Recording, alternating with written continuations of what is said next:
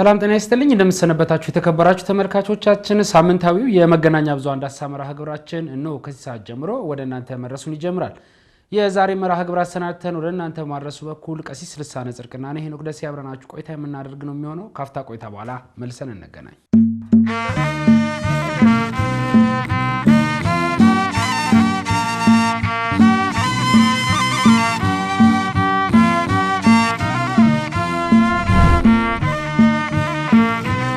ክብራና ክብራት ተመልካቾቻችን ካፍታ ቆይታ በኋላ መልሰን ተገናኝተናል። ቀሲስ እንኳን ደህና መጡ። እንኳን ደህና ቆይ።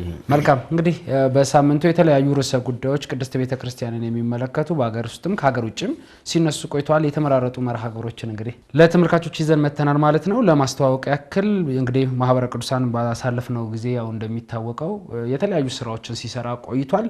በተለይ በዚህ ሰዓት ደግሞ ለብዙዎቻችን ጥያቄ የሆነው የዚህ ለወጣቶች የሱስ ማገገሚያ ተቋም ለማቋቋም ጥናት ማካሄዱን ገልጿል። ይሄ ጥናት እንግዲህ ምንድነው የሚያሳየው? በቀጣይ እንደው ድርሻውን ወስደው እዚህ ስራ ላይ የሚሰማሩት እነማን ይሆን የሚለውን የምንመለከት ነው የሚሆነው። ከዛ በመቀጠል እንግዲህ የብዙዎች ትኩረት የነበረው የመንግስት ሚዲያዎች ሳይቀር ሲዘግቡት የነበረው የዚህ የአዲስ አበባ ሀገረ ስብከት የአስተዳደራዊ ጉዳዮች ላይ ብዙ ቅራኔዎች ሲነሱ ቆይቶ ነበር። እሱን አጣሪ ኮሚቴ በቅዱስ ሲኖዶስ ምልዓተ ጉባኤ ተቋቁሞ ስራዎችን እየሰራ ነው። ምን እስካሁን የደረሰበት ደረጃን አሳውቋል። ከዚህ በኋላም እንግዲህ ምን አይነት ጉዳዮችን ይዞ በተለይ ለቅዱስ ሲኖዶስ መረጃዎችን እንደሚያቀርብ ተናግሯልና ምን አይነት ጉዳዮችን እስካሁን ሲመለከት ቆየ የምንመለከተው ነው የሚሆነው። በስተመጨረሻም እንግዲህ ቀሲስ በማህበረ ቅዱሳን ሚዲያ ተቋም በተደጋጋሚ ስንሰራ ነበር ከዚህ ከሐሰተኛ አጥማቂያን ባህታውያን ጋር የተያያዘ ነገርና በተለይ ከዚህ ቀደም በሰራ ነው መረጃ ብዙ ጉዳዮችን ያወጣንባቸው አባ ዮሐንስ ወደ ሀገር አሜሪካ አቅንተዋል። እንግዲህ በዛ ሀገር ላይ ምን ሊሰሩ ነው ያሰቡት ወይስ እስካሁን ምን እየሰሩ ነው ያሉት የሚለውን ጉዳይ የምንመለከት ነው። ከዚሁ ጋር ተያይዞ ደግሞ እንግዲህ በዛው ሀገር ላይ የሚገኙ ማህበረ ካህናት ደግሞ መግለጫ ያወጡም አሉና ምንድነው ያወጡት መግለጫስ የሚለውን በጥልቀት የምንመለከት ነው የሚሆነው። ቀዳሚ ወደምናደርገው ጉዳይ እንግባለን። ቀሲስ ጥሩ ቀዳሚ የምናደርገው ጉዳይ እንግዲህ ቀደም ሲል እንዳልኩትኝ በኢትዮጵያ ኦርቶዶክስ ተዋሕዶ ቤተክርስቲያን ማህበረ ቅዱሳን የተለያዩ ስራዎችን እንደሚሰራ ይታወቃል።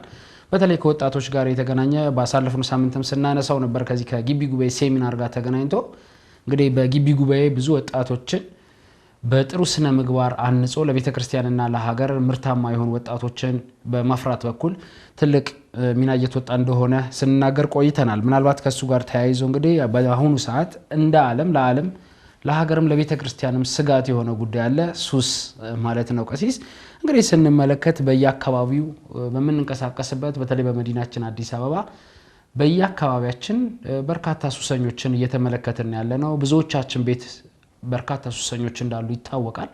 ሰዎች በአንድም በሌላ ከዛ ከሱስ ለመውጣት ጥረት የሚያደርጉ አሉ። እነዛ ልምምድ ውስጥ ሆነው ለመውጣት የሚቸገሩ ሰዎች አሉ የሚደግፋቸው አጥተው።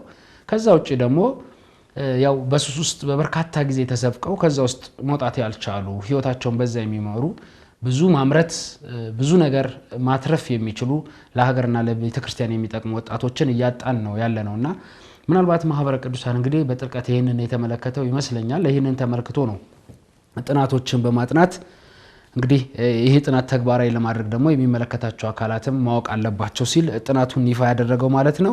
እንግዲህ እንደሚታወቀው የማህበረ ቅዱሳን አገልግሎት በተለያዩ ክፍሎች ነው የሚከናወነው። የዚህ የማህበረ ቅዱሳን ሙያና ማህበራዊ አገልግሎት ማስተባበሪያ በዚህ ጉዳይ ላይ ሰፊ ስራዎችን እየሰራ እንዳለ ይታወቃልና ቀደም ባሉ ጊዜያቶች በየማዕከላቱም እየሄደ እንደዚህ አይነት ስልጠናዎችን እየሰጠ ነው። በተለይ ካህናትን ከማብቃት አንፃርና ጉዳዩ ላይ ትኩረት እንዲሰጥ በማድረግ በኩል በተለይ አሁን እንደሚታወቀው ሱሰኞችን ስንመለከት ብዙ ቁጥር ቀሲስ የማንደባበቀው ጉዳይ የኢትዮጵያ ኦርቶዶክስ ተዋሕዶ ቤተክርስቲያን አማኝ ናቸው። ምናልባት እንግዲህ ደረጃቸውን ለማውጣት ልዩ ክትትል ወይ ልዩ ጥናት የሚጠይቅ ነገር ቢሆንም ግን ብዙዎቹን ስንመለከታቸው እንግዲህ የኢትዮጵያ ኦርቶዶክስ ቤተክርስቲያን ተከታዮች እንደሆኑ በአንድም በሌላም የምንመለከተው ነው የሚሆነውና ምናልባት እንደው ቀሲስ በተለይ ከሱስ ማገገሚያ ብዙ ስራዎች የሚጠበቁበት ነው። ብዙዎች ወንድሞች እንግዲህ በግል ሲሞክሩ የተመለከተው ነው።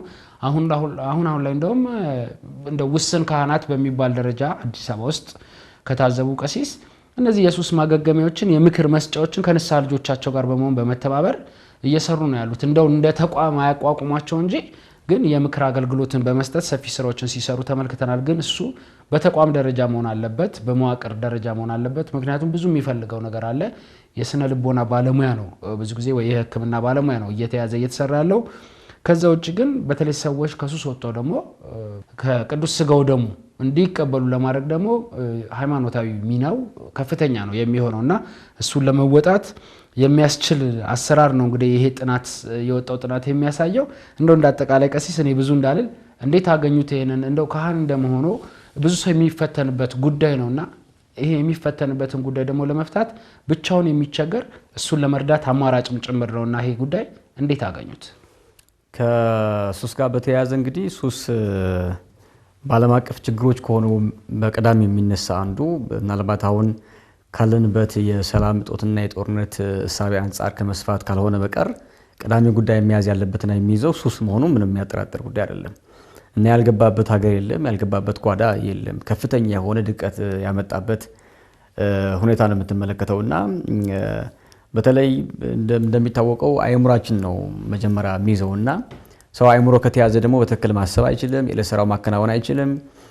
የሚፈልገው የህይወት ግቡ ጭምር መድረስ የሚችልበት አቅም ነው የሚያጣውና ያንን ከፍተኛ የሆነ የአይምሮን ቁጥጥር መያዝ የሚችል ልምምድን በቀላሉ የምታርሙ ታስተካክለው አይደለም። ባለሙያ ይፈልጋል፣ ጊዜ ይፈልጋል፣ የሰው ኃይል ያስፈልጋል፣ ገንዘብ ያስፈልጋል፣ ቦታ ያስፈልጋልና ከዚህ ባለፈ ደግሞ ሐሳብ ያስፈልጋል።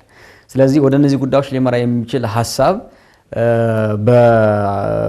በማስተባበሪያ በኩል በተወሰነ መንገድ ላይ ቢያንስ ተቋማትን ከመገንባት ጋር የተያዘ መንገድ ላይ እንደ ፍንጭ የሰጠበት ጥናት እንዳለ ነው እንግዲህ የተመለከትነውና እኔ ይበል የሚያስተኝ በጣም ጥሩ የሆነ ለቀጣይ ጊዜም ጥናቶቹ መጠናከር እንዳለባቸው ነው የሚሰማኝ። እኔ ምናልባት አሁን እንደ አንድ ማስተባበሪያ ጥናቱ ስለሚመለከተው ቀጥታ ጉዳዩ በዚህ መንገድ አቀረበው እንጂ እንደ ቤተክርስቲያን ደግሞ ስትመለከት አሁን ይባል የለም ወጣት የሌላት ቤተክርስቲያን ነገ የላትም ይባላል። ደግሞ ትክክል ነው።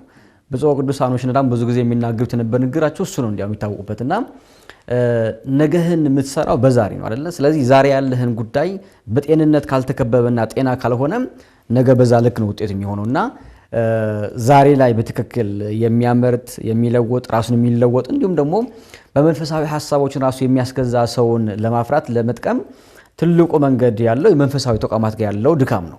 ስለዚህ መንፈሳዊ ተቋማት ወጣቶች ወደ ሱስ እንዳይገቡ የመስራት አይደለ? ይሄ ቀድሞ የመስራት ስራ ያስፈልጋል። ከዛ በተጨማሪ ደግሞ ወደ ሱስ የሚገቡት ደግሞ እንደዚሁ የሚመለሱባቸው የምልሰት ማዕከላትን ማቋቋም ደግሞ በትክክል አስፈላጊ ጉዳይ ነው። ማለት ይሄ ጥናት ራሱ ባይጠና አይደል? ውይይት ራሱ ባይደረግ የምትመለከተው ጉዳይ ነው። ስለዚህ በየቤቱ ያለው ችግር የምንመለከተው የምናየው ነው። አሁን አንዳንድ ከተማ ላይ በተደጋጋሚ ይነገር የነበረ ጉዳይ አሁን ወደየ ዋና ዋና ከተሞች መጥቷል። ያ ብቻ እንዳይመስልህ ወደ እያንዳንዱ ቤትም ጭምር መጥቷል። አሁን በተለያየ መንገድ ሰው በሱስ ያልተያዘበት ምንም ሁኔታ እንደሌለ መገመት የሚከብድ ጉዳይ አይመስለኝምና አሳሳቢ ነገር እንደሆነ ነው የምናስበውና ስለዚህ ያንን ሊያግዝ በሚችል መንገድ የምልሰት ማቆማትን ተቋማትን መገንባት እንዲሁም ደግሞ በሱስ መንገድ ላይ ያሉ ወጣቶች ደግሞ ወደዛ ማዕከላት አስገብቶ እንዲላቀቁ አድርጎ ወደ ተፈጠሩበት ዓላማ እንዲመጡ ማገዝ ምንም አማራጭ የለም። በተለይ ደግሞ በጥናቱ ላይ እንደተመለከተው እነዚህ የሱስ ማገገሚያ ማዕከላት ሲቋቋሙ በየአጥቢያ ቤተክርስቲያናት በጸበል ቦታዎች ላይ እንዲሁም ደግሞ ወጣቶች ሊገኙበት በሚችሉበት አካባቢ ላይ ያተኮረ እንደሚሰራ የቀረበበት መንገድ አለና ጥሩ የሆኑ መልከታዎች የቀረበበት ሐሳብ እንደሆነ ነው የምንመለከተው። በተለይ ደግሞ እንደምታውቀው ብዙ ጊዜ እንትን ነው የምትደርስላቸው አሉ አይደል? ስለዚህ ነገ ከነጎዳ ጉዳዮችን ሳናቆይ ምን ደርስላቸው ወጣቶች እንዳሉ ነው የሚሰማኝ። አሁን ሩሲያ ማህበረሰብ የሚነገር የተለመደ አባባል አለ አይደል? ከመቅረት ይልቅ አርፍዶ መድረስ ይሻላል የሚባል ንግግር አላቸው ቢላላቸውና ጉዳዩ ትናንት ስላልነበረ ስላልሰራንበት በቃ ይቅር የምትለው ጉዳይ አይደለም። ዘግይተናል፣ ግን ስለዘገየን ደግሞ ጉዳዩ ምን ተው አይደለምና ቢያንስ አሁን ከነቃንበትና ጉዳዩ ካሰብንበት መንገድ ላይ በጥናት ብቻ እንዳይቀር ተግባራዊ መሆን የሚችልበት መንገድ ደግሞ ውጤት ለመልካት እስከሚያደርስ ድረስ ተቋማቱን መገንባት ይጠበቃል ነው። ይሄ ብቻ አይደለም። በነገር ላይ የሚመለከታቸው አካላት ደግሞ አሉ አይደለም? በተለይ ደግሞ ጉዳዩ አሁን አየው እንግዲህ ከአንድ ማህበር አውጥተህ ወደ መዋቅር ነው መዘርጋት የሚጠበቅብህና ለሚመለከታቸው ባለሙያዎች ለካህናት ቀድሞ ነው የሚደረግ ነው። ቅድም አንተ ስታነሳው እንደነበረ በተለያየ መንገድ ላይ ይህን ጉዳይ በሚመለከታቸው በቀጥታ ባለሙያዎች አሉ አይደለም። በተለይ በምክር አገልግሎት ላይ የሚሰሩ ባለሙያዎች አሉ፣ ካህናት አሉ አይደለም። ለነሱ በተለያየ መንገድ የመወያያ ሀሳቦችን ሲቀርቡ ነበረ። አሁን ግን ከትናንት ይልቅ አስፍተን የምንሰራበት ጊዜ እንደሆነ ማሰብ ያስፈልጋል። ይሄ ብቻ አይደለም፣ ወደ ላይ ደግሞ ማሳደግም ያስፈልጋልና ቢቻል በየ2 በየ3 አጥቢያ አካባቢ ላይ አንድ ማዕከላት መገንባት የሚቻልበት መንገድ ቢኖር፣ ካልሆነ ግን ቢያንስ በአንድ ሀገረ ስብከት 2-3 ተቋማት ቢገነቡ ብዙ ነው የምናተርፈው። ምን ተገነዘብኩ መሰለህ? እንዲያም ይሄ ጉዳይ እንደምናየው ሳስብ እንግዲህ በግላቸው የሚሞክሩ አሉ። እንደ ተቋም ስራውን አሰራ ነው ሲያውቁ በግላቸው የሚሞክሩ ወንድሞች እንዳሉ ተረዳሁ። የሚገርምህ እና እንዲያውም አንዳንዶቹ ካህናት ናቸው የንስሐ ልጆቻቸውን አስተባብረው በሱስ ላይ ያሉ እህት ወንድሞቻችንን የሚወጡበትን መንገድ የቀየሱበትና ወደ ተቋም ጭምር ያሳደጉበት ልምምድ ትመለከታለህ። ያ ብቻ አይደለም።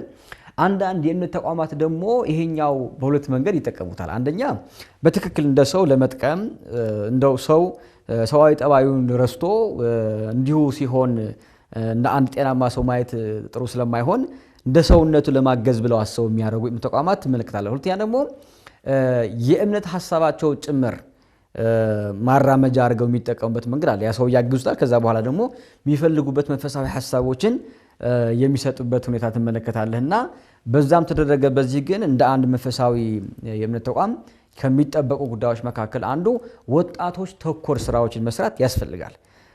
በተለይ ብዙ ጊዜ በሰንበት ትምህርት ቤት የሚነሳ አንተም ያደክበት ስለሆነ ስለምታውቀው አንዱ ክፍተት ያለው እዛ ይመስለኛል እንደምታውቀውና በዚህ በህፃናት በአዳጊያንና በወጣቶች ላይ ያለው ስራ በጣም ደከም ያለ ነው አይደል? ደከም ያለ ነው። የሚሞክሩት በሰንበት ትምህርት ቤት ውስጥ ያሉ ወጣቶች ናቸው። ጉዳዩ በተወሰነ መንገድ ወጣቶችን አምጥተው ለማስተማር እንዲሁም ደግሞ የቤተክርስቲያናቸው ድምጽ እንዲሰሙ የማለማመድ ስራ የሚሰሩት በሰንደይ ስኩል አካባቢ ያሉ ጥቂት ወንድሞች እህቶች ናቸው እና ያንን በተቋም ደረጃ በደንብ ማስፋት ይፈልጋል። እንዲያውም በሱስ መንገድ ላይ ያሉ እህቶች ወንድሞች በቀጥታ የሚቀርብ የወጣቱ ክፍል ስለሆነ በእነሱ በኩል ስራዎች የሚሰሩበት መንገድ መቀየስም ቢቻል የበለጠ ውጤቱ ጥሩ ያደርገዋል ብለን እንደምናስበው በጣም ደስ የሚል ጉዳይ ነው። ግን እንደ ሀሳብ ብቻ መቅረት የሌለበት የተጀመሩ ጅማሬዎችም ጭምር ወደ ተቋምነት ማደግ ያለባቸው ጉዳዮች እንደሆኑ ማሰብ ያስፈልጋል። በእርግጥ ጥናት ላይ እንደቀረበው ቀጣይ ጊዜ ከባለድርሻ አካላት ጋር ምክክር እንደሚደረግ በተለይ ከጠቅላይ ቤተ ክህነት ጋር ከሀገረ ስብከቶች ጋር ከተለያዩ መንፈሳዊ ተቋማት ጋር ውይይት ምክክር እንደሚደረግና ጉዳዩ ወደ ውጤት እንደሚመጣ የቀረበበት ሀሳብ አለ። መልካም ቀሲስ፣ ያው እንግዲህ እንዳለመታደል ሆኖ ብዙ ጊዜ እነዚህ ሱስ ውስጥ ያሉ በሱስ ውስጥ የተዘፈቁ ሰዎች ከሱስ ለማምለጥ ቀደም ሲል እርሶ እንዳሉት የሌላ ቤተ እምነቶች የሚጠልፉበት ሁኔታ በስፋት እንመለከታለንና እንደው ወጣቱም ከዛ ሱስ ማምለጫ መንገዱ አንደኛው ሃይማኖት መቀየር እስኪመስለው ድረስ እንደዚህ አይነት ክፉ ልምምዶች እንደመኖራቸው መጠን ይሄ ሁላችንም የድርሻችንን ልንወጣበት የሚገባ ማህበሩ የጀመረውን አገልግሎት ልንደግፈው የሚገባ ነው። በተለይ እንደሚታወቀው እነዚህ አሁን የሱስ ማገገሚያዎች ሲከፈቱ ቀሲስ እንደው የመሰረቱትን ሰዎች ብዙዎቹ ስናያቸው ከዚህ ከሱስ ህይወት ውስጥ በአንድም በሌላ የወጡ ወንድሞች እህቶች ናቸው። እንደዚህ አይነት ነገሮችን የመክፈት ልምምድ የምናየውና መንግስትም ተገቢውን ያክል ትኩረት ያልሰጠው ጉዳይ ነው። ግን ብዙዎች እየጠፉበት ያለው ጉዳይ ነው። እንደሚታወቀው በየመንገዱ የመኪና መስታወቶችን እያንኳኩ ማስቲሽ ፊት ለፊት እየሳቡ የሚለምኑ ብዙዎች ናቸው አይደል? ለዳቦ ብለው በፊት ማስቲሽ ወደ ውስጥ ደብቀው የሚለምኑ የነበሩ ሲጋራ ሲያጨሱ ፊት ለፊት አሁን እየወጡ እያጨሱ ያሉ ናቸውና ምናልባት እኔ እነዚህ ሱሰኞች እንዲስፋፉ ያው መንግስት የተወሰኑ ህጎችን አውጥቷል። እንደውም ባለፈው አንድ ስራ ስንሰራ ቀሲስ ምን አይነት ነገር ተመለከተን? ሲጋራ አሁን በተናጠል በቁጥር እነዚህ ሰዎች በተለይ ደግሞ በየበረንዳ የሚኖሩ ልጆች አንድ ሲጋራ ለመግዛት ብቻ ስለሆነ አቅም ያላቸው በተናጠል በቁጥር አንድ ሲጋራ መሸጥ መንግስት ክስ እንደጀመረና ባለሱቁ እንደሚቀጣ መረጃዎች ያገኛል። ስለዚህ እነዚህ ልጆች የግድ ለማጨስ አንድ ባኮ ሲጋራ መግዛት መቻል አለባቸው ማለት ነው። ስለዚህ ከዛ ውስጥ ለመውጣት ወደ ሌብነት ምናምን ይገባሉና ወደ የሚበልጥ ሱስ ይገባሉ። ስለዚህ ይሄን ነገር ለማድረግ ማህበሩ የጀመረውን አገልግሎት መደገፍ ትውልድን ማዳን ነውና መዳን ያለበት ትውልድ አለ በየአካባቢያችን በስራ ቦታችን በመኖሪያ ቤታችን በየዘመድ አዝማዳችንም ጭምር የገባ ነው ይሄ ጉዳይና ይሄን ጉዳይ እንግዲህ ካጠገባችን ለማራቅ ደግሞ የኢትዮጵያ ኦርቶዶክስ ተዋሕዶ ቤተክርስቲያን ወጣትን የሚቀማን የሌላ ቤተ እምነት አሰፍስፎ የሚጠብቀን አንደኛው ጉዳይ እዚህ ሱስ ላይ ነውና እንደው ስራው ተሰርቶ ውጤቱ ላይ ደግሞ እዚህ ቁጭ ብለን ለማውራት ያብቃን ነው የምለው። ቀሲስ ወደ ቀጣይ አጀንዳችን እንግባ። መልካም። እሺ እንግዲህ ቀደም ሲል በመግቢያችን ላይ እንደጠቀስነው ቀሲስ ያው እንደሚታወቀው በዚህ በጠቅላይ ቤተ ክህነትና በአዲስ አበባ ሀገረ ስብከት ባሉ አስተዳደራዊ ጉዳዮች ላይ የተቋቋመ አጣሪ ኮሚቴ ከዚህ በፊት እንደነበረ ስናነሳ ቆይተናል። ምናልባት በተለይ የቅድስት ቤተ ክርስቲያን አስተዳደራዊና መዋቅራዊ ችግሮች በተደጋጋሚ ሲነሱ የነበሩ የብዙዎቻችንን ጆሮ ጭው የሚያደርጉ የሙስና ጉዳዮችን ስንሰማ ቆይተናል። አስተዳደራዊ በደሎችን ስንሰማ ቆይተናል። እነዚህ ጩኸቶች እየተበራከቱ መምጣታቸው እንደ ጠቅላይ ቤተ ክህነት ስላሳሰበው በቅዱስ ሲኖዶስም እንግዲህ አቅጣጫ ተሰጥቶት አጣሪ ኮሚቴ ተቋቁሟል ማለት ነው። እንግዲህ ይሄ አጣሪ ኮሚቴ ጥቅምት 19 2017 ዓ.ም ነው ወደ አገልግሎት የገባው ማለት ነው። እንግዲህ ያለፉት ወራቶችን በምን አይነት መልኩ ነው ያሳለፈው፣ ቀጣይ ሳምን ሊሰራ አስቧል የሚለውን መግለጫ ሰጥቷል። ምናልባት እንደው ከመግለጫው በፊት ቀሲስ የተወሰኑ ነገሮችን ለማየት እንሞክርና ያው እንደሚታወቀው ከዚህ የማጣራት ስራ ጋር ተያይዞ የቅጥር ጉዳይም ቆሟልና ከቅጥር ጋር ተያይዞ ነው በተለይ ክፍተቶች እንዳሉ በተደጋጋሚ ሲነሳ የነበረው ካህናት አባቶችን አገልጋዮችን በተለያየ መልኩ ከስራ ቦታ ላይ ማገድ እንደዚሁም ደግሞ ለአገልግሎት በሚቀጠሩ ሰዓት የሚጠየቁ ብሮች በዚህ ሰዓት በጣም ከፍተኛ እንደሆኑ መረጃዎች ወጥተዋል። እነዚህ መረጃዎች ባንድም በሌላ የተወሰኑ ጭላንጭሎች እንደነበሩ የኛ የማህበረ ቅዱሳን ሚዲያ መረጃዎችን ስናደርስ ቆይተናል። ከዛ በኋላ ግን አንድ የሬዲዮ ጣቢያ ጉዳዩን አውጥቶ የሚጠየቀው ብር 1 ሚሊዮን እንደደረሰ ይፋ አደረገ። ያን መነሻ ተደርጎ ነው እንግዲህ አጣሪ ኮሚቴ እንዲቋቋም ከዛ በኋላ የተወሰነ ትኩረት በጠቅላይ ቤተ ክህነት በኩል ትኩረት እንዲሰጠው የሆነው ማለት ነው። ምናልባት እንግዲህ ያ ትኩረት ከተሰጠው በኋላ ይሄ ኮሚቴ ከተዋቀረ በኋላ ኮሚቴው ትላንትናም ስራ ላይ እንደሆነ ሲነግረን ነበረ። ዛሬም ስራ ላይ ነው። አሁንም ግን የምንሰማቸውና የምናያቸው አስተዳደራዊ በደሎች ደግሞ እንዳሉ ናቸው። ያልተዘጉ ጉዳዮች እንዳሉ ሆነው እየታዩ ያሉ ጉዳዮች እንዳሉ ሆነው ደግሞ አዳዲስ ጉዳዮችን የምንሰማበት ጊዜ ላይ ምን ያለ ነውና ምናልባት ይሄ ኮሚቴ ጠንከር ያለ ስራ የሚጠበቅበት ይመስለኛል። እስካሁን የመጣበት አካሄድ ጥሩ ነው። ከዚህ በኋላስ የሚኖረው ጉዳይ ምንድነው? በተለይ አሁን የምንላቸውን ችግሮች ላይ ስር ነቀል የሆነ ለውጥ ያመጣል ወይ ብለን ደግሞ ስናስብ አካሄዱ እስካሁን የመጣበት ሂደት መገመት የምንችልበትን ሁኔታዎች አመላካች የሆኑ ነገሮች እያየን ነውና እንደው ቀሲስ እንዳጠቃላይ እርሶ ይሄ መግለጫ እንዴት አገኙት? ወደ 3 ክፍል ባለው ነው እንግዲህ ጉዳዮቻቸውን በመግለጫ መልክ ያሳወቁንና ምናልባት በዚህ በ3 ክፍል ያሳወቁት ነገር ምንድነው የሚያመላክተው? ምን አገኙበት? በቅዱስ ሲኖዶስ ጥቅምት 19 2017 ዓ.ም ላይ በነበረው ምልዓተ ጉባኤ እንግዲህ የተወሰነ ውሳኔ አንዱ የነበረው ይህን ነው። አንተ ቅድም ስታብራራ እንደነበረው በጠቅላይ ቤተ ክህነትና ደግሞ እንደ አዲስ አበባ ሀገረ ስብከት የነበሩ የተበላሹ አሰራሮችን ማረም የሚቻልበት አኳኋን ለመፍጠር በሚያስችል መንገድ የሚያመጣ የመፍትሄ ሀሳብ የሚያቀርብ አካል የተቋቋመበት ጊዜ ነበርና ብዙ መነሻዎች በእርግጥ ይነሳሉ ለዚህ ክፍል ወይም ደግሞ ይህንን ጉዳይ የመፍትሄ ሀሳብ ለሚያመጣ የተቋቋመ ጊዜያዊ ኮሚቴ እንደመነሻ ሆኖ የሚቀርቡ ብዙ ጉዳዮች አሉ። በእርግጥ የዋዜማ ሬዲዮ እንደመነሻ ይሆን ከዛ ደግሞ በዚህ ጉዳይም ደግሞ ስናነሳ እንደነበር ይሁን እንጂ ጎልቶ የሚታዩ የነበሩ ነገሮች ናቸው። በተለይ ደግሞ በመንግስት አካላትም ጭምር ስማችን ይጠፋበት የነበር እንሰደብበት ይነቀፍበት የነበረ ምእመናን ራሱ ደግሞ እንዲሁ ከሞራል ጋር የሚያዙ ከክርስቲያናዊ እሴት ጋር የሚያዙ ጉዳዮችን ጭምር የሚያነሱበት አጋጣሚ ከጊዜ ወደ ጊዜ እያየለ እየሰፋ የመጣበት መንገድ ነበር። እንዲያው የሚገርምህ ይህንን የተቋቋመ ጊዜያዊ ኮሚቴ ከተቋቋመበት ማግስት ጀምሮ እንግዲህ የሰራኋቸው ስራዎች አሉ ብሎ እንግዲህ መግለጫ ላይ አቅርበዋል። በ3 ክፍል ነው ያቀረበው። እኔ 3 ክፍል አድርጎ ያቀረበው እንጂ 2 ክፍል ነው አድርጌ የምረዳው። አንደኛ የቅድመ ዝግጅት ነው የምታየው አይደለም።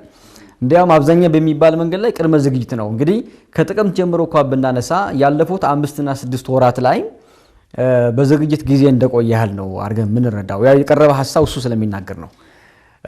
ሁለተኛ ደግሞ ቀጣይ ጊዜ ሊሰራቸው የሚችሉ ጉዳዮችም ጭምር አቅርበዋል። ቀጣይ ጊዜ ላይ የሚያተኩርባቸው የመፍትሄ ሀሳብ ለማምጣት የሚያስችሉ ዘዴዎችን የሚቀይስበት መንገድ የቀረበበት አኳኋን ትመለከታለህ። ከዛ ውጪ የቅድመ ዝግጅቱ ሁኔታ ካልሆነ በቀር በቅድመ ዝግጅት ውስጥ ያለው የተከናወኑ ጉዳዮች ከማቅረብ ካልሆነ በቀር በተለየ መንገድ ላይ የተገለጠ ጉዳይ የለም። በእርግጥ አይጠበቅም ደግሞ አሁን አይደለም ቢኖር ራሱ አሁን አይጠበቅም። አሁን የሚያስፈልገው መፍትሄ ሀሳብ ይሄ ብሎ መናገር አይጠበቅም። ምክንያቱም ይህንን ክፍል የመፍትሄ ሀሳብ የሚያቀርበው ለማን ነው?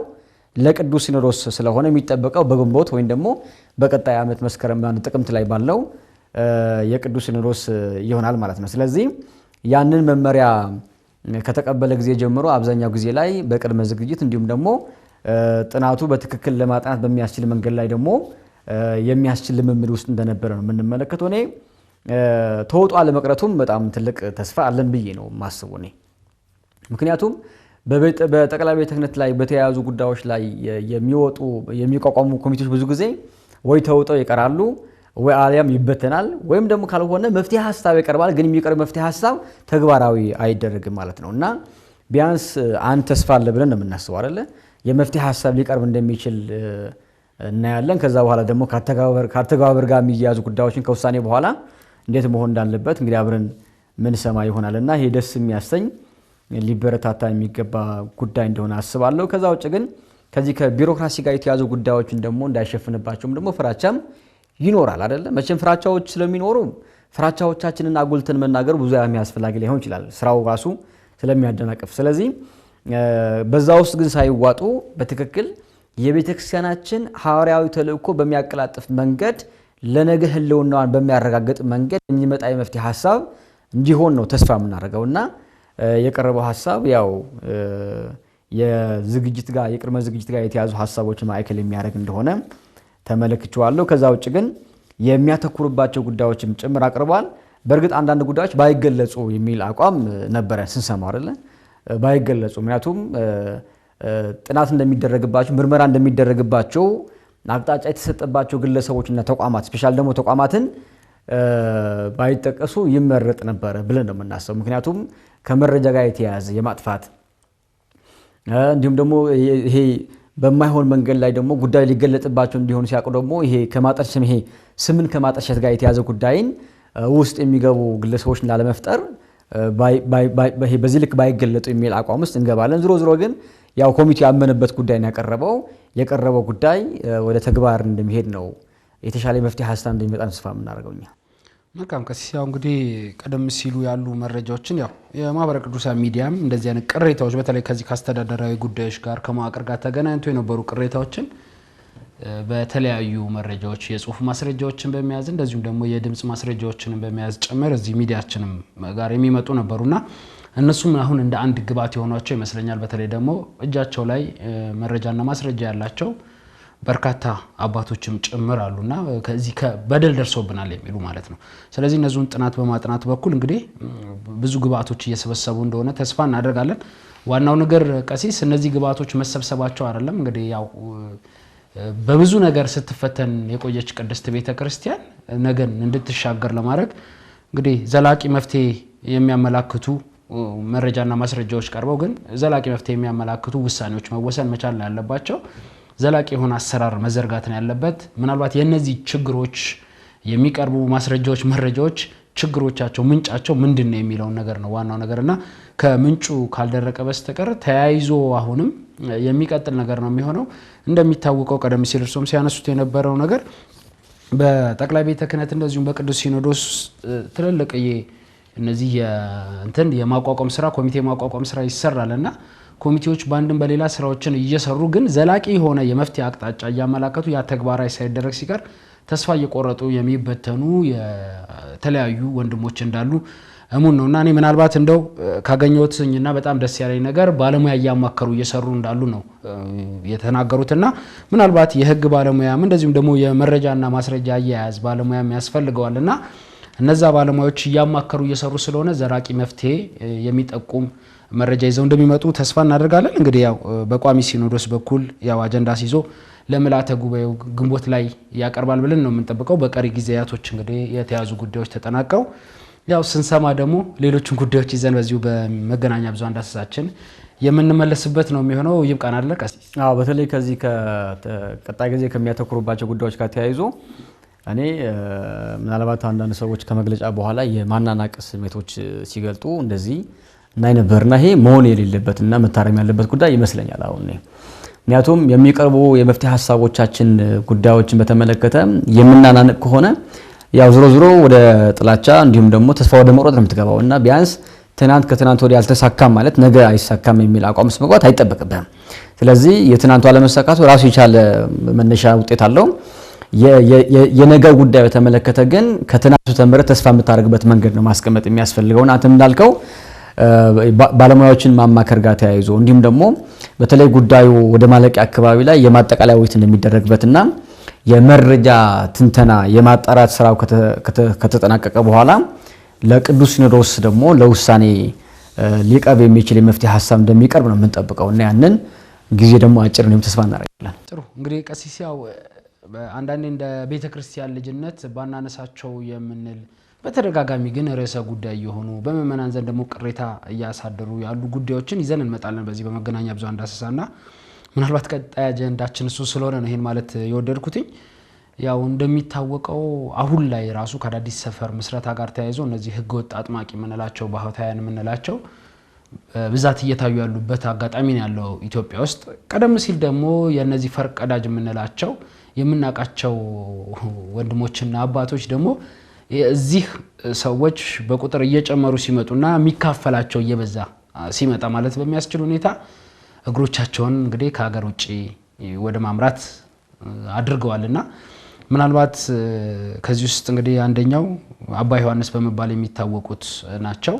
አባ ዮሐንስ እንግዲህ በተለይ ወንቅሸት ገብርኤል ላይ ብዙ ስራ ሲሰሩ እንደነበረ ባሳለፍነው ጊዜ የተለያዩ መረጃዎችን ስናወጣ ቆይተናል። እንደው አንድም ዘጋቢ ፊልሙ ላይ ተሳትፌ ስለነበረ ጉዳዩን በጥልቀት አውቀዋለሁና ምናልባት እሳቸው ከ1993 ዓመተ ምህረት ጀምሮ እንግዲህ የወንቅሸት ገብርኤልን ተረክበው እዛ ውስጥ ብዙ ህገወጥ ስራ ሲሰሩ ቆይተዋል። ከዛ በኋላ እንግዲህ መረጃዎች በተለይ ሐራ ተዋህዶ ይዞት የወጣው መረጃ የራሳቸውን የታጠቁ ኃይሎች እንዳላቸው ገዳም ውስጥ እስር ቤትም ጭምር እንዳለ መረጃዎች ወጥተው ነበር። እንግዲህ ይህን መረጃ መነሻ አድርገን የማህበረ ቅዱሳን ሚዲያም ምንድነው ያለው ቦታው ላይ ያለው እውነታ ምንድነው በሚል ሰዎችን ልከን ቦታው ላይ ያለውን ነገር ለማጣራት ሙከራ አድርገን ነበር። እንግዲህ ከዛ በኋላ ያየነው ብዙ ነገር ያገኘነው መረጃ የሚያመላክተው ህገወጥ እንደሆኑና በተለይ እንደው ምንኩስና የሚያክል ነገር የያዙ አባት መገለጫ የሆኑ የስነ ምግባር መገለጫዎች ፈጽሞ እንደሌላቸው በደንብ መረጃዎችን አግኝተናልና እሱንም ደግሞ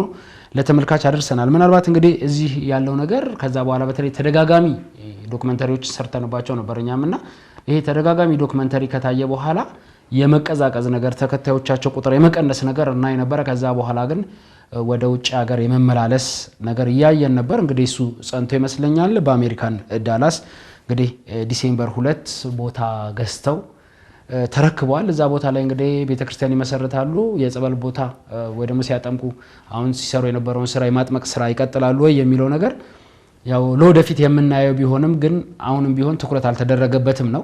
እንግዲህ ትኩረት አልተደረገበትም ሲሉ ደግሞ በደብረ ብርሃን ቅድስት ሥላሴ ቤተክርስቲያን ማህበረ ካህናት እዛው በዳላስ የሚገኙ ማለት ነው መግለጫ ሰጥተዋል። ምናልባት በተለይ ከዚህ ከጨለማ ስራ ጋር አንተባበርም፣ ስለዚህ እኚህን ሰው መቃወም አለብን የሚል ነገር ነው ያነሱትና እኔ ቀሲስ እንደው በተደጋጋሚ ስናነሳው ቆይተናል። በተለይ እሳቸውን እነ ግርማን በተደጋጋሚ እንደው የግል ጉዳይ እስኪመስል ድረስ ከኛ በተለይ እኛ ቤት ካለነው ከውስን ከሆኑ ባለሙያዎች ጋር ጉዳዮችን በተደጋጋሚ ስንሰማ ለምእመናን እያቀረብን ምእመናን ጥንቃቄ እንዲያደርጉ እዚህ ጉዳይ ላይ እንዳይቀላቀሉ የተለያዩ መረጃዎችና ማስረጃዎች ስናወጣ ቆይተናል። አሁንም በተደጋጋሚ መረጃዎች ይመጣሉ ይወጣሉ።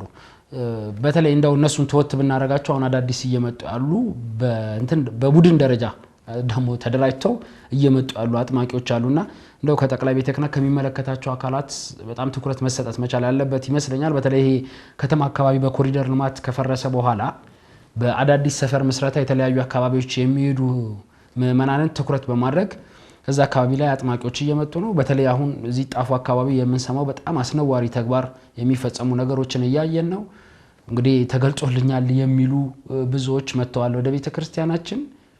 ሴቶች ራቁታቸውን ሆነው ተገልጦልናል በሚል ምእመናንን የሚያደናብሩ ብዙዎች ወደዚህ ወደ ጣፉ አካባቢ ወደ 4-5 የሚሆኑ የተለያዩ ደብሮችን ይዘው እየሰሩ ነው ያሉት። ምናልባት እሱን መረጃዎች በደንብ አጣርተን መረጃዎችን ለምእመናን የምናቀርብ ነው የሚሆነው። የምእመናን ጥያቄ ግን ዛሬም እየመጣ ነው። ከጠቅላይ ቤተ ክህነት ፍቃድ አግኝተው አይደለም እነዚህ ሰዎች እየሄዱ ያሉት። ምናልባት ከደብር አስተዳዳሪዎች ጋር እየተነጋገሩ ግን ያልፈለቀውንም ጸበል ጭምር ፈልቋል በሚል ስራዎችን እየሰሩ ነው። እንደው እነዚህ ሐሰተኛ አጥማቂያን መገለጫቸው ምንድነው በሚል በተደጋጋሚ ስናቀርበው ቆይተናል። አንደኛው ጉዳይ እንደው በተፈጥሮ ቤተክርስቲያኗ ስትጠቀምበት የነበረው ደግሞ ፈልቆ ስትጠቀምበት የነበረውን ጸበል በመተው ጸበል ፈልቋል በሚል አዲስ ቦታዎችን በማመላከት ነው። እንደዚሁም ደግሞ መረጃዎችን ጸበል አስለፍልፈናል በሚል ቪዲዮዎች እየቀረጹ መረጃዎች ማሰራጨት የነዚህ ሐሰተኛ አጥማቂያን ዋና መገለጫቸው ነው ስንል በተደጋጋሚ ስናነሳ ቆይተናል። አሁንም ያለ ልምምድ ያው ነው። ቀሲስ አጋንንትን ያስለፈልፋሉ፣ አጋንንትን ቃለ መጠይቅ ያደርጋሉ፣ እነዛን ጉዳዮች ለተመልካች ያቀርባሉ። ስለዚህ በህመም በተለያዩ ምክንያቶች እንደው ሰዎች በጣም ስለሚጨንቃቸው ወደ እነዚህ ቦታ ይሄዳሉ። እርግጥ ነው ማጣራት መቻል አለባቸው። ምናልባት ወደዚህ ወደ ሀገር ውስጥ ጉዳይ መጣውኝ እንግዲህ አባ ዮሐንስን ስንመለከት የተረከቡት ቦታ ቀሲስ ከዚህ በፊት ከ24 ዓመት በፊት አንድ አባት ገዝተው እንደዚሁ የቅዱስ ገብርኤል ቤተክርስቲያን የነበረበት ቦታ ነው።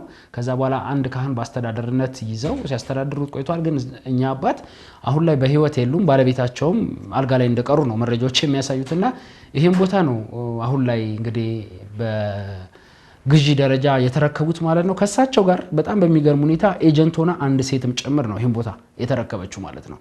ምናልባት እንግዲህ እዚህ ውስጥ ኤጀንት ሆኖ የሚሰሩ ሌሎችም በርካታ ሰዎችም እንዳሉ መረጃዎች እየወጡ ነው። ስማቸውን መጥቀስ ባንፈልግም ማለት ነው። ለምንድን ነው ዝም የተባለው? ይሄን ያክል ደረጃ ሄደው ከሀገር ውስጥ እስከ ውጭ ሀገር ድረስ ሄደው እንደዚህ አይነት ስራዎችን ሲሰሩ እንደው እንደ አሜሪካ በተለይ አሁን ዳላስ አካባቢ ትንሽ ሰፋ ስለምትል ወረዳ ቤተ ክህነት ነው እንደሚታወቀው ወደ 8 አብያተ ክርስቲያናት ህጋዊ መሰረት ኖሯቸው 8 አብያተ ክርስቲያናት አሉ። አሁን 9ኛ ነው እሳቸው እንዲያቋቁሙ ፍቃድ ያገኙት ማለት ነው።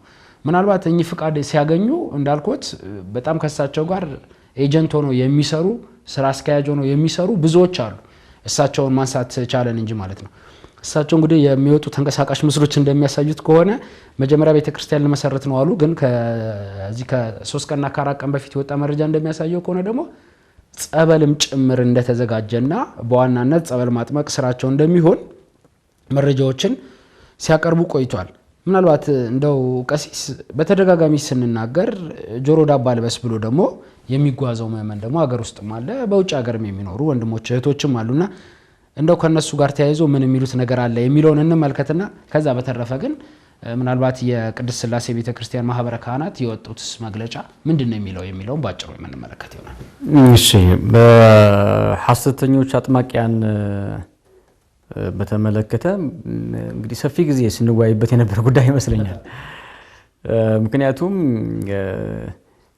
ዘርፈ ብዙ ችግር ይዞ የመጣ ነው ብለን ነው የምናስበው። በተለይ ደግሞ ከመነሻውም ስትመለከተው የምእመናን ልቦናን ከመስረቅ አንጻር ምእመናን በትክክል የቤተክርስቲያን ድምፅ እንዳይሰሙ ከመከልከል አንጻር ከፍተኛ የሆነ ችግር ስለሚያመጣ ማንሳቱ ትገደዳለህ። ይሄ ግድ ነው የሚሆነው። በተለይ ደግሞ እንደ አንድ አማኝ እንደ አንድ ክርስቲያን የሚጠበቅ ጉዳይ ነው። ሐሰት የሆነ ጉዳይን በትክክል ካልተቃወምክ እንደ ክርስቲያንነትም ያው ያጠራጠረ ማለት ነው። ምክንያቱም በእውነትና በሐሰት መካከል ሌላ ሶስተኛ መንገድ የለም አይደል? አንድ ሰው እውነትን መያዝ መደገፍ ካልቻለ በእውነት መስመርስ መጓዝ ካልቻለ የሐሰት አካል ነው የሚሆነው አይደል? ሐሰተኛም ነው የሚሆነው እንጂ ሌላ ሶስተኛ አማካኝ ዝም ብሎ ለዘብተኝነት የሚባል የለም።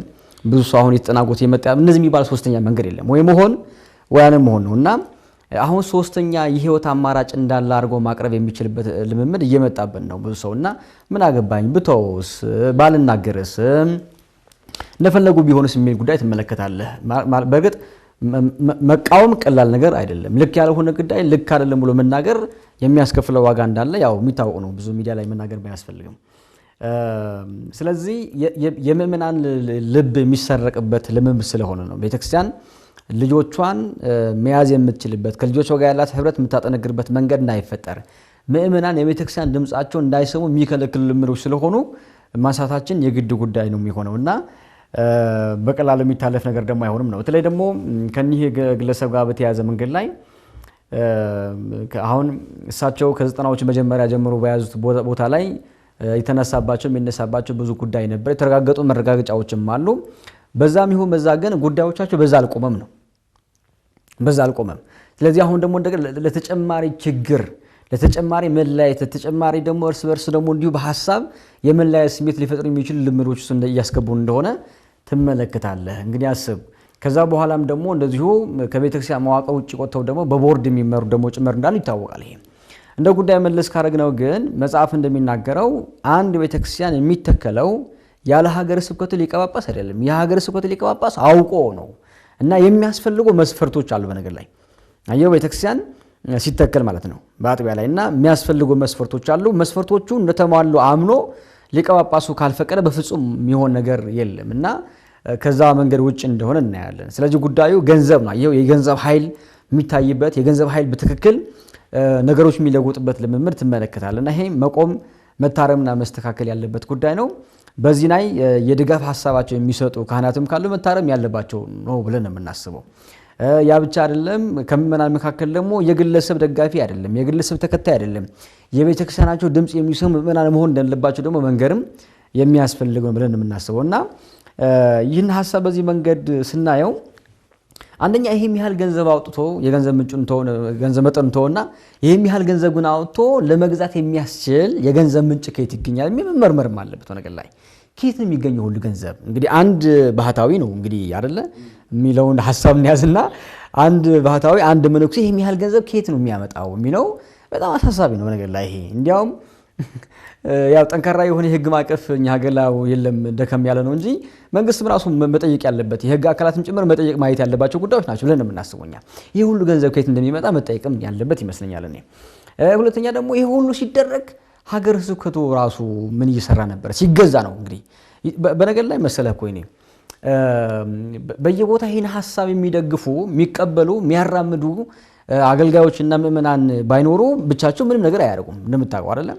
እንግዲህ ከዚህ ሐሳብ መነሻነት ጀምሮ እስከ ውጤት ድረስ ደርሰው ጉዳዮቹ ተግባራዊ በማድረግ የሚቻልበት መንገድ ውስጥ የገቡበት የሚያግዛቸው አካል ስላለ ነው። ስለዚህ ያ ሁሉ ስራ ሲሰራ ሀገረ ስብከቱ አልሰማሁም መቼም አይልም። እንዲሁም ደግሞ የሀገረ ስብከቱ ሊቀ ጳጳስም ጉዳዩ ለሳቸው ስራቸው ወረዳ ቤተ ክህነትም አለ ደግሞ ከስር ደግሞ እንደው መቼም ከፍ እናድርገው ብዬ ነው እንደ ሊቀ ጳጳስ ደግሞ ከፍ ብናደርገው በሀገረ ስብከት ደረጃ የሚሰራ ስራ አንድ ሊቀ ጳጳስ ጉዳዮቹ መመልከት አለባቸው ብለን የምናስበው። ምክንያቱም በትምህርት አበው ይባል የለ እንግዲህ ሀገረ ስብከት ለሊቀ ጳጳስ ልክ እንደሚስቱ ናት ይባላል አይደለ እንደሚታወቀውና ሌላ ጉዳይ የለውም። በቃ ለአንድ አባት ለአንድ ሊቀ ጳጳስ ከሀገረ ስብከት ውጭ ሌላ ጉዳይ የለውም። ስለዚህ ሰው እዛ ውስጥ የሚደረጉ የሚከናወኑ ጉዳዮችን በንቃት መከታተል ማየት እንዲሁም ደግሞ ለውሳኔ የሚያውቁ ጉዳዮች ላይ ደግሞ መድረስ የሚያስፈልግ ነውና እሱ ያልሆነበት ምክንያት መብራራት አለበት ብለን የምናስበው። ምክንያቱም እንዲህ ነው አንልም እኛ ግን እንደ አንድ ክፍተት እናየውና ያ ክፍተት መታረም ባለበት መንገድ ለማረም ግን ቢያንስ እንደ ሀገረ ስብከት ጉዳይ በጣም የሚያሳስብ ነገር ነው ብለን የምናስበው። ደግሞ ወረዳ ቤተ ክህነት ደግሞ አለ ምን ይሰራል ለምሳሌ ምክንያቱም በመዋቅር ደረጃ ላይ ይህን ጉዳይ የሚሰሩ በአስተዳደር ላይ ያሉ አገልጋይ ወንድሞች አባቶች ያሉበት ቦታ ነው አይደለ እና እንዴት ነው በዝምታ የሚታለፈው ነው? ይሄ በዝምታ ለማለፍ የሚያስችል ምምሩስ የገባንበት መንገድ መታረም መስተካከል እንዳለበት ይሰማናል። ጉዳዩ ቀላል አይደለም ማለት ነው። ከዛ ውጭ ግን ራሱ ምእመን ራሱ ጥያቄ አሁን ይባል የለ አሁን ቤተክርስቲያን ሲተከል እኮ ለምእመናን አገልግሎት እንደሚሰጥ አምነህ ነው አይደል የሚተከለው። ስለዚህ ምእመናን ራሱ ጥያቄ ነበራቸው ወይ የሚለው ጉዳይ ይታወቃል። ጥያቄ ነበራቸው በትክክል የሚታወቀው ለሀገረ ስብከት ነው የሚሆነው ጥያቄ የሚቀርበው አይደል እንጂ ለግለሰብ አይሆንም። እና ስለዚህ ጉዳዩ ሌላ ከጥቅም ጋር የተያያዘ ከግል ጉዳይ ጋር የተያያዘ እንደሆነ ብዙ ለመገመት የሚከብድ ጉዳይ ነው ብዬ አላስብም። እና ይሄ እንደ ሀገረ ስብከት መታረም ያለበት ጉዳይ ነው። ምን መሰለህ እኮ ነው ብዙ ነገሮች ማፍረስ እንደመገንባት ቀላል ነገር አለ አይደል? እንደዛ አይደለም። መንቀል እንደመትከል ቀላል ነገር አይደለም። አየው አንድ ነገር ስተክለው ምንህ የሆነ ድካም አለው አይደል? ይተከላል። ከተከልከው በኋላ ለመንቀል የሚያስከፍለው ዋጋ አለ። በጣም ከባድ ነገር ነው። ብዙ ነገሮች አሁን መሆን ያልነበረባቸው ጉዳዮች እየሆኑ መጥተው አሁን እኮ እንደ ስርዓት የሚታዩ ነገሮች አሉ አይደል? መታረም ያለባቸው ልክ እንደዛ ነው። አንዴ ራሱ የሚገርመው አሁን ግን ለሰዎች እንደፈለጉ ሂደው አጥቢያ የሚተክሉበት መንገድ ተፈጥሯል። አሁን ግን መሆን ያልነበረበት ልክ ደግሞ ያልሆነ የመጽሐፍ ሐሳብ ነው የቤተክርስቲያን ትውፊትም ጭምር ያልጠበቀ እንደሆነ ትመለከታና ይሄ መታረም ያለበት ነው። እንደ ሀገረ ስብከት ማብራሪያ ሊሰጥበት የሚገባ ጉዳይ ነው። ይሄ ብቻ አይደለም። ሀገረ ስብከቱ ራሱ ደግሞ ተመልክቶ አይቶ ማረም ካልቻለ እንደ ጠቅላይ ቤተ ክህነት ደግሞ ከላይ ደግሞ ስለሚመለከት ያን ጭምር ማድረግ አለባቸው ብለን ነው የምናስበው። ከአሜሪካ ደግሞ አልፎ ወደ አውሮፓ መሄዳቸው ደግሞ አይቀርም እንዲያሉ ከዛ በኋላ ቤተክርስቲያን በግለሰቦች እጅ ትወድቃለች። እና በግለሰቦች እጅ የምትወርቅ ቤተክርስቲያን ደግሞ ለክደቱ ለምንፍቅናው ለብልሹ አሰራር አሁን ካለንበት መጠን ባለፈ መንገድ ላይ እየበለጠ ነው እየወደቀን የምንሄደው እና እሱ ለማረም ለማስተካከል ጊዜው አሁን እንደሆነ ይሰማናል። በዚህ መንገድ ነው እኔ ባጭሩ ማየው። መልካም ቀሲስ እንግዲህ ያው ብዙ ነገሮችን አንስተዋል። በእርግጥ የወረዳ ቤተ ክህነቱ ስብሰባ ላይ አካባቢ ላይ ያለው ስብሰባዎችን ሲያደርግ እንደነበረ መረጃዎች ደርሶናል። ግን ከነዛ ከስብሰባ በዘለለ ወጣ ብሎ ውሳኔ ተወስኖ መረጃዎች ሲወጡ አላየንም። ምናልባት ውሳኔ ደግሞ ያደረሰበት መንገድም አይታወቅም። ስለዚህ ስብሰባዎች ነበሩ። እንግዲህ ስብሰባው ላይ ደግሞ ምንድነው የተፈጠረው የሚለው ደግሞ ሌላኛው ጉዳይ ነው። ምናልባት እንግዲህ በሚቀጥለው ደግሞ እነዚህ መረጃዎች ወጥተው ይዘን መተለ ተመልካቾች የምናሳውቅ ነው የሚሆነው። ምናልባት እንግዲህ ያው በአንድም በሌላ አካባቢ ላይ ያለ ምእመናን መቃወም አለበት አይደል ስንል የቆየ ነው። እየተቃወሙ ያሉ አሉና እነሱ ምንድነው እያሉ ያሉት? ቀደም ሲል ያስታውሱ ከሆነ ቀሲስ እዚህ ሚዲያ ዳሰሳ ላይ ማስተን ነበረ። ዋሽንግተን ላይ እንደዚህ አባ ግርማ ወይ መምህር ግርማ ሲሄዱ የሀገረ ስብከቱ ሊቀ ጳጳስ ደብዳቤ ጽፈው ነበርና እንደውም እዛ ቦታ ላይ የሚገኝ ካህንን እርምጃ እንወስዳለን ነው ያሉት። ካህንም ምእመንም። ስለዚህ የተያዙት መርሃ ግብሮች መሰረዝ ነው እድል ፋንታቸው የነበረው ተሰርዘዋል። እዛ ደረጃ ቤተክርስቲያን መመስረት ደረጃ እንኳን አላስደረሷቸው ማለት ነው። ያንን ደግሞ እንዲሆን ያደረጉት ሊቃነ ጳጳሱንም ጭምር በማናገር የአካባቢው ምእመን ናቸውና እዛ አካባቢ የሚገኙ ኢትዮጵያውያን ናቸው።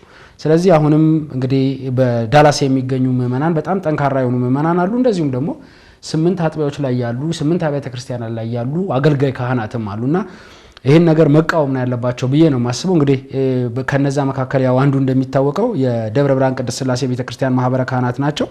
እነሱ በእርግጥ ካነሱት ሐሳቦች ውስጥ ቀሲስ እርሶ ሲያነሷቸው ነበሩ የተወሰኑትን ነገሮች። አንደኛ ቅዱስ ሲኖዶስ እነዚህን ተግባራት ውስጥ የሚገኙ አባቶች እንዲያስቆም ነው። ምናልባት ከቅዱስ ሲኖዶስ አባላት ጀምሮ የተወሰኑ ሊቃነ ጳጳሳትም ጭምር እንደው ማንነታቸው አልታወቀም እንጂ እጃቸው ሊኖርበት ይችላል። እንደዚህ አይነት አጥማቂዎች ሊቃነ ጳጳሳት በእጃቸው ሲይዙ ነው በኮንፊደንስ እንደዚህ አይነት ስራዎችን የሚሰሩት የሚል ፍንጭ ነው የሰጡት። ከዛ ግን ሲቀጥል በተለይ ቅድም ሲያነሱት የነበረው እርሶ ስርዓተ ምንኩስና ከጠቅላይ ቤተ ክህነት ከቅዱስ ሲኖዶስ ጀምሮ ትኩረት ሊሰጠው ይገባል። ምንኩስና አሁን የተያዘበት አግባብ ልክ አይደለም፣ እሱ በደንብ መጠበቅ አለበት የሚል ነገር ነው። እንደዚሁም ደግሞ እንግዲህ ቤተ ክርስቲያን ለመመስረት የሚያስችል ማንነት የሌላቸው ናቸው እኚህ ሰው። የወጡትን መረጃዎች ከዚህ በፊትም እኛም የሰራነው መረጃዎችም እንግዲህ ለመጥቀስ ሞክረዋል። ከተገኙት መረጃዎች እስካሁን ካለን ክትትልና ከቅርበታችን አንፃር እኛ አባ ቤተክርስቲያን ለመመስረት የሚያስችል ማንነት ላይ አይደለም ያሉትና እንዴት ፍቃድ ሊሰጣቸው ቻለ የሚለውን ጥያቄ መመለስ መቻል አለበት ነው። ግን እንደ አጠቃላይ በተለይ አሁን በውጭ ቀደም ሲል እርሶ ሲያነሱት የነበረ በውጭ ሀገር እየተመሰረቱ ያሉ አብያተ ክርስቲያናት አዲስ ሲመሰረቱ ለመመስረቱ ግልጽ የሆነ መመሪያ ያስፈልጋል የሚል ነው እነዚህ ማህበረ ካህናት ያወጡት ማለት ነው። ስለዚህ እንዳልኩትኝ ከዚህ ቀደም የነበሩ ልምምዶች አሉ በውጭ ሀገራት ላይ። እዚህ ያሉ አባቶች እነዚህ አሁን በጣም በተለይ በታምራት ራሳቸውን የገለጹ ይሄን ታምራት ፈጽማለሁ በሚል ራሳቸውን የገለጹ አባቶች ያው እየሾላለኩ ይሄዳሉ። አረብ ሀገራት ላይ ልምምድ ነበራቸው። ከአረብ ሀገራት እንግዲህ አውሮፓና አሜሪካ እየተሻገሩ ነው ያሉት ማለት ነው። ምናልባት ትላንትና አረብ ሀገራት ላይ ተግባራዊ ሲያደርጉ ይሄንን ጉዳይ ስንጮህ ቆይተናል። እንግዲህ ይሄንንም የሰማን የለም። ይሄ ነገር ሰልጥኖ ብራቸውንም አካብተው ደግሞ እየተሻገሩ ነው ያሉት። ምናልባት አሁን አባ ዮሐንስን ስንመለከት ቀሲስ ኢንቨስተርም ጭምር ነው አይደል? እዚህ ሀገር ውስጥም ራሱ መሬት በመረከብ በኢንቨስትመንት ፍቃድ ሲንቀሳቀስ የነበረ ሰው ነው። አሁንም እዛ ቦታ ላይ ቦታውን ገዝቶ ኤጀንትም መስርቷልና ነገ ከነገ ወዲያ ወደዚህ ቦታ እንግዲህ ጉዞ ማዘጋጀት ከሌሎች ስቴቶች ምዕመናንን እያመጣ ማጥመቁን ምን ማለቱን በደንብ በኢንቨስትመንት መልኩ ነው ስራውን መስራት ያሰበው ማለት ነው። በጣም በሚገርም ሁኔታ አባ ዮሐንስን የሚያግዙ እንደው ማንነታቸው ሊገኝ ያልቻሉ 2 ሴቶች ግን አሉ። ከዚህ አገር ውስጥ ሲሰሩ ከነበሩ ህገወጥ ስራ ጀምሮ አሁንም እዛ ቦታ ላይም ጭምር እንግዲህ ስማቸው የገባ በተለይ አንድ ሴት ስሟ የገባ ሴት አለና እሷ በበላይነት የውጭ ጉዳዩንም እያስፈጸመች እንደሆነ ነው መረጃዎች እየወጡ ያሉት። እንዳጠቃላይ ግን ሀገረ ስብከቱ የሚሆን ጠቅላይ ቤተ ክህነት በዚህ ጉዳይ ላይ ዝምታ አሁን መስበር መቻል አለበት ይመስለኛል። እንግዲህ በአገር ውስጥም ቢሆን ቀደም ሲል በመግቢያ ላይ እንደጠቀስኩትኝ ከነዚህ ከኮሪደር ልማት ጋር አዳዲስ ሰፈር ምስረታና አዳዲስ አብያተ ክርስቲያናት ጋር ተያይዞ የደብር አስተዳዳሪዎችም ጥንቃቄ ማድረግ አለባቸው። በጣም ብዙ ህገወጥ አጥማቂያንና ባህታዊያን ደግሞ አሁን እንደ አሸን እየፈሉበት ያለ ጊዜ ነው። ምናልባት አሁን ያለው የሀገሪቷና የቤተ ክርስቲያን አለመረጋጋት ደግሞ ምቹ ሁኔታ የፈጠረላቸው ይመስለኛል። አዲስ አበባ ሀገረ ስብከትም ቀደም ሲል ስናነሳው የያዝነውን ጉዳይ ትኩረቱ እዛ ላይ ስለሆነ በነዛ መዋቅር ውስጥ ግን አስተዳደሮች እየጋበዙ አሁን ላይ ሴቶችም በጣም ቁጥራቸው የበዛ ሴቶችንም በቤተ ክርስቲያን በጸበል አገልግሎት ላይ እየተመለከትን ስለሆነ እሱ ጥንቃቄ የሚሻ ጉዳይ ነው። ሌሎች እንግዲህ ከአባ ዮሐንስ ጋር የተያያዙ ጉዳዮች በቀጣይ ምን ውሳኔ ተወሰነ ሀገረ ስብከቱም እየተከታተለ ነው ያለውና በዳላስ አካባቢ ያሉ ምዕመናን መረጃዎች እያደረሱን ነው። ቀጣይ የምንደርስበት መረጃዎች ለተመልካቾች የምናደርስ ነው የሚሆነው። እናጠቃላለን ቀሲስ? አዎ እናጠቃላል። ያው በቅድስት ሥላሴ ማህበረ ካህናት ቤተክርስቲያን ማህበረ ካህናት ላይ በተመለከተ ማመስገን ያለብን ይመስለኛል አይደል? መደነቅም ያለበት ጉዳይ ነው። ምክንያቱም እዛ ውስጥ እንግዲህ ተቃውሞ ሐሳብ ስታነሳ መነቀፍ መሰደብ አለበት አይደል? ብዙ ጉዳይ አለ። ያ ሁሉ ጭምር ሊመጣ እንደሚችል አምነው አውቀው ግን እንግዲህ በአንድ አጥቢያ ብቻ ሳይወሰን ጉዳዩ አጉልተውት ታይተዋልና በጣም መመስገን ያለባቸው ናቸው። እንዲሁም ደግሞ በሌላ ቦታም ቢሆን ይሄ ነው መቀጠል ያለበት አይደል? ልክ ያልሆነ ጉዳይ ልክ ባልሆነበት መጠን መቃወም የሚቻልበት አኳን እንደ አንድ ክርስቲያን ካልተለማመድ ነው ሐሰትን ነው እየገነነ የሚሄደው። ከዛ በኋላ የቤተክርስቲያናችን ተልእኮ የተደናቀፈ ይሄዳልና ለማመስገን ያህል ነው። ለቀጣይ ጊዜ ደግሞ ለመተቸት ለመንቀፍ አይደለም። ይህንን መርሃ ግብር የሚከታተሉ ተመልካቾቻችን ልክ ያልሆኑ ጉዳዮችን ወደ መስመር እንዲመጡ ከመፈለግ አንፃር እንደሆነ ግምት ውስጥ እንዲገባለን ብዬ ነው። መልካም ቀሲስ፣ እዚህ ላይ እናጠቃልል። እንግዲህ ክቡራንና ክቡራት ተመልካቾቻችን ስትከታተሉት የቆያችሁት የመገናኛ ብዙሃን ዳሰሳ መርሃ ግብር የተመለከታችሁትን ይመስል ነበር። የዛሬን መርሃ ግብር አሰናድተን ወደ እናንተ ማድረሱ በኩል ቀሲስ ልሳነ ጽድቅና ሄኖክ ደሴ አብረናችሁ ቆይታ አደረግን። ሌሎች መርሃ ግብራት ወደ እናንተ መድረሳቸውን የሚቀጥሉ ነው የሚሆነው። ሰላም እግዚአብሔር ከሁላችን ጋር ይሁን።